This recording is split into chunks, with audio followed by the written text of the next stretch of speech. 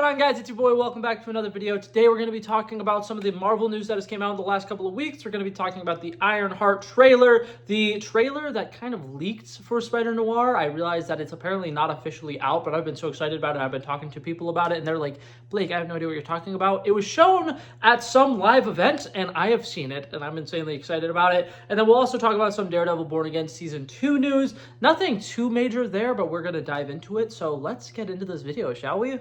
Bum, bum, bum, bum, bum, bum, bum, bum. Marvel Monday! Bum, bum, bum, bum. Okay, so I do want to go ahead and say, I am not going to be talking about Avengers Doomsday here much. I feel like every week there's more and more news that comes out about Avengers Doomsday, and I am insanely excited about that project, don't get me wrong, but I think that it's one of those things where if I talk about it every day leading up to it, or every week leading up to it, I'm going to be driven insane. I am excited for that movie. I can't wait to see what it eventually looks like, but I am not probably going to try to refrain from talking about it until a trailer comes out. I'm excited about the movie. I think that there's some fun casting announcements and stuff that could be made before the first trailer, first look, first teaser, first whatever. That being said, I'm mostly trying to avoid that right now. So, like I said, we're going to be talking mostly about shows. I think the big one, we're going to be talking about Ironheart. That trailer released. I'm insanely excited about the show. I think that the show looks good. I feel like for the most part, I am kind of the target audience for the show because for one, I like the fact that they're setting up that this is kind of going to feel more like a heist-esque show. Personally, in my opinion, I think the most underrated Marvel movie of all time is the original Ant-Man movie, and I've made this take before on this channel, and I'll say it again. If Edgar Wright got to fully direct that movie and fully make it his vision, I think that would be regarded as one of the top 5, top 10 superhero movies of all time. I think that making Scott Lang somebody who's kind of a criminal and somebody who's not really a great person, but has some good morals, and then making him somebody who is doing a heist as opposed to just saving people was such a great decision for that show. So seeing that Ironheart is going to have a lot of those heist elements in it is very interesting. Seeing that she's potentially going to be joining a gang almost in this movie is really unique as well. And I think the fact that, her being somebody who gets kicked out of MIT and then becoming really desperate and doing almost anything to, try to be able to make her visions come true and get the resources that she needs to continue to be Ironheart is really cool. I think it's a very fascinating story. And I like the fact that we're seeing her kind of sell her soul a little bit so that she could, be Ironheart still, and then her actually having to face off against somebody who quite literally sold his soul for the hood, and kind of diving into that mystical element with that character. I think it's going to be really fantastic. I think that Anthony Ramos is incredible casting for that character. I've only seen I've only read 2 comics ever that have the hood in him, but with both of them, I think that Anthony Ramos is a great decision. He's a character who has so much aura and just such an incredible presence on screen, and getting somebody who is as charismatic as Anthony Ramos is absolutely fantastic. And I think he's going to bring this charm and charisma to this role that's going to be very interesting. I think that the trailer really does a good job of kind of setting it up that he's going to be a very welcoming person for Riri Williams at first, and she's going to join him, and they're going to work together for a little bit before he gets more and more corrupted by the hood. And I think that it's going to be great. I think that the magic versus technology side of this story is very captivating. It's a story that I'm definitely hooked on. I think I'm going to love it, and I'm really excited to see what they ended up doing with this show.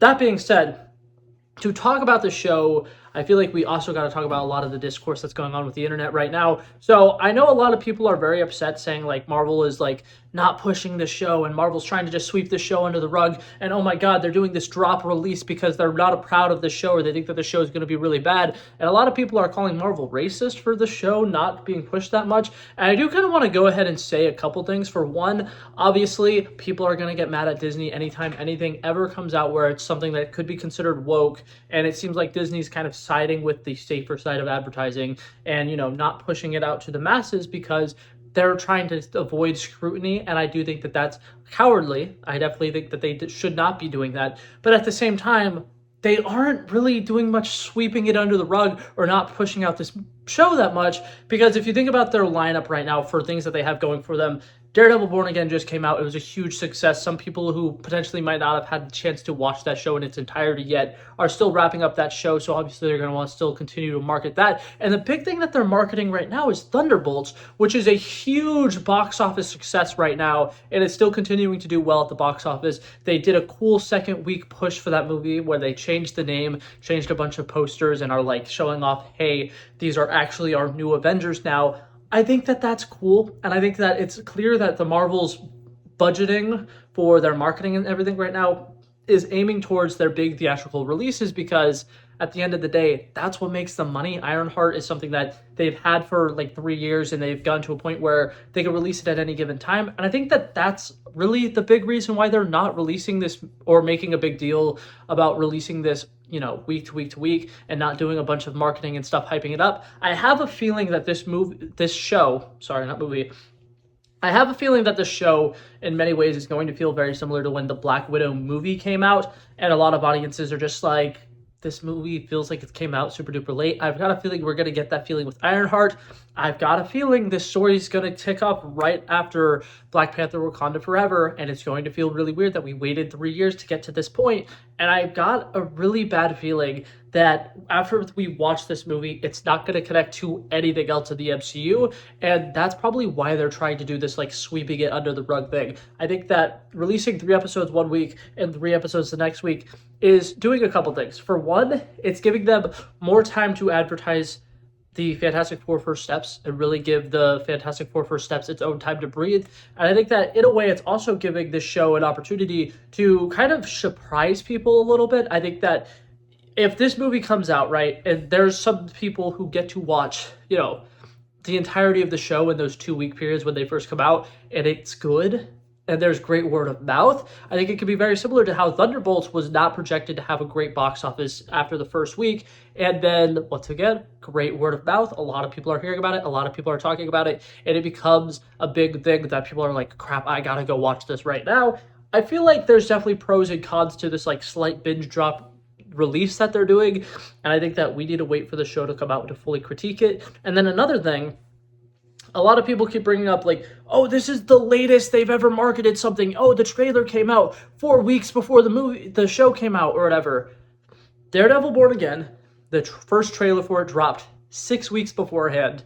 Echo, the first trailer dropped 6 weeks beforehand. I believe for Loki Season 2, it was also a very similar window. We were all starting to be like, Loki Season 2 is coming out this year, right? Like, this is something we're getting, right? And a lot of us were freaking out about it. It does not necessarily mean it's a bad thing. It could also mean they were trying to wait for Thunderbolts to kind of get, its first couple of weeks where it's like really big, really important that they get that marketing out for Thunderbolts before switching gears and being like, hey, look at this Ironheart character. Hey, there's this character that we really liked. Hey, you saw Black Panther Wakanda Forever. Come watch this project. We think you're really going to like it. That being said, I understand the people who are like, oh, but Ryan Coogler just did Sinners, and Sinners would be a great opportunity for them to start marketing this and being like, hey, Ryan Coogler did this thing.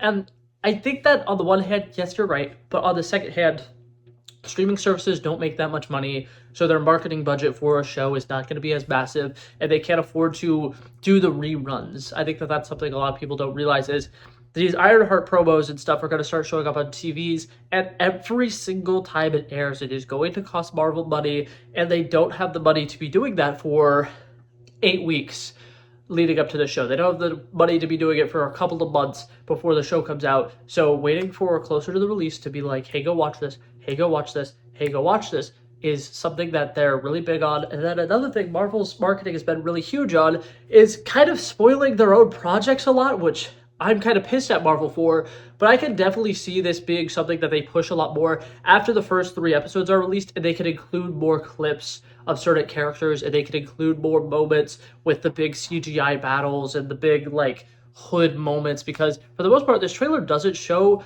a lot of the action. Like, it shows a decent bit, but, like, for the most part, we're not getting some of the incredible moments that we're probably going to have in this movie. I mean, this show, sorry, I keep doing that, but I think that this movie... Oh, I keep doing it! I think that this show has a lot of potential, and I'm just going to wait for it to come out before I say anything negative about it, because this is a character I was interested in, and this is a side of the MCU that I'm really excited to see. I think that this is a more grounded show, and it's something that we're really going to enjoy, and part of the reason why Marvel's having a hard time with marketing it is this movie's not going to connect to anything soon, and Marvel's kind of put themselves in a little bit of a pigeonhole where, like, Captain America Brave New World ended with something that's setting up Doomsday, and then we got Thunderbolts, which is setting up something that's going to happen in Doomsday, and Daredevil Born Again kind of sets up this big thing for the entire city of New York that it could potentially get paid off in Brand New Day, could potentially get paid off in just Daredevil Born Again Season 2. But either way, this one is probably not going to have much of a payoff. Like, if anything, there's going to be a scene setting up that Riri Williams might be getting recruited by Shuri to join the Avengers team or something. But other than that, there's no way that this movie is, or show, sorry, is going to have massive implications that affects the broader MCU. And I think that that's another reason why they're not taking the time with it, because it's not leading to something big. I think that when you have shows like Agatha All Along, they're clearly setting up Billy to be one of the main characters when they do a Young Avengers movie. They're clearly setting up these characters to have huge futures, and so they want it to be slow build. They want us to get more time with the characters. They want us to be discussing things, and this plot for Ironheart could be very straightforward, and it could be one of those things where it's like from episode to episode, there's not like mysteries. There's not things where it's like, oh my god, I guess what's gonna happen with this character? Oh, guess what's gonna happen with this character? I've got a feeling it's going to be so straightforward that for the most part, there's not a lot to discuss anyways. But that being said, that's just kind of my guesses for why it's being marketed the way that it is. I do agree that it's a little strange. I don't disagree with people who are like, oh my god, Marvel is not doing a lot to promote this show, because they're not. But I do think there's a valid reason why. And to just immediately be like, well, it's a black character, so it has to be because Marvel's racist. I don't think that's it. I think that it's because they've been holding on to this movie for a really long time. They're scared that they're going to get scrutiny for it, and they're just trying to release this movie so that they don't have like a DC situation with Batgirl where they canceled that show because at this point it didn't make sense to release that movie. The one time I'm talking about a movie in this video, I accidentally say the word show. Are you kidding me right now? I'm struggling so much. I'm so sorry. Typically I make movie content, so I don't, every time I talk about shows, I accidentally say movie. I have a problem with it. I'm working on it. But yeah, so that was one of the main things that I wanted to talk about this video. Two other quick things that I want to get to before I end this video. Before I move on to the next segment, if you have anything Ironheart related that you really have on your mind that you're like, oh my god, I need to get this out, feel free to comment it down below. Let me know how you guys are feeling about that show. But the next thing I want to talk about, the Spider-Man Noir trailer. Oh yeah. Oh yeah, it's so brief, it's so smart, but you know that interview clip where they're talking to Nicolas Cage about, Spider-Man Into the Spider-Verse, and he's like, yeah, well, I was doing this voice, and they're just like, hey, could you, how do I say this? And then Nicolas Cage was like, do you want me to go full Cage mode? And they were like, yes, please. He is bringing his full Nicolas Cage energy into this role. It is fantastic. His voice is so perfect. I love the, suit. It looks incredible. Like, that translated from animation to live action so well. Oh, it looks so good. And I just think overall, the fact that this show is going to be releasing in both black and white and in color for those people who don't want to, fully immerse themselves in the black and white, I'm excited for this movie. I think it's going to be absolutely incredible. It's a show. I'm excited for the show. I think it's going to be fantastic. And Amazon so far, all of the superhero content that they've done has been phenomenal. Like, I even liked The Tick. That might be a hot take. I don't know. I feel like it's a fun show. That being said, overall, I'm not going to dive too far into that because apparently the only thing that was actually revealed was the poster and the fact that it's coming out in 2026. But, oh man, the trailer is solid. It's like a quick, 25-second long trailer. I hope I'm not overhyping it because it really is not anything that special, but it just, gave me that taste that, they're doing my boy justice. They're going to get it right. And that's exciting to me. But yeah, and then the last thing that I wanted to talk about, very quick, very simple. They've already confirmed Christian Ritter is going to be in Daredevil Born Again Season 2. I'm excited about this news. I think that Jessica Jones is a very fun character. And I think that Christian Ritter specifically kind of made this character way more popular and successful than it ever had a right to be. Like, Jessica Jones is one of those characters in the Marvel Comics where, not a lot of people are like, Jessica Jones is my favorite character. She's just somebody who sometimes shows up in New York-based stories, obviously has her own comic runs that are solid, but once again, not necessarily fan favorites. So when Kristen Ritter showed up as Jessica Jones and they gave her whole show and the first season was absolutely incredible, it was a very big moment and a very big step in the right direction for this Defenders side of the Netflix Marvel universe. So her being back is very exciting. I hope that we get the confirmation of Iron Fist's actor and Luke Cage's actors coming back and reprising their roles. I really think that Daredevil Season 2 being essentially a Defenders type of redemption arc would be really, really cool. And I think, if you can't bring in characters like Spider-Man or Doctor Strange or Moon Knight, it would be cool to at least get the Defenders back together. But that being said, that was it for this video, guys. Thank you guys so much for coming by and checking it out. I love and appreciate you guys so much for watching. If you liked it, feel free to like and subscribe, and I'll hopefully see you guys in the next one. Peace out. Pow, pow, pow.